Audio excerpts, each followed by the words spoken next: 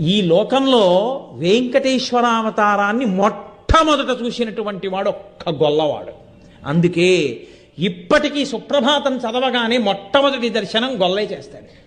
సన్నిధి గొల్ల అని అప్పుడు ఏ గొల్లవాడు చూశాడో ఆయన వంశీకులే ఇప్పటికీ వెంకటేశ్వర స్వామి వారి యొక్క సుప్రభాత దర్శనం చేస్తే ఆయనకి వెన్నపూస తాంబూలం బహూకరించి తర్వాత తెరతీసి మిగిలిన వాళ్ళకి సుప్రభాత దర్శనం ఇస్తారు.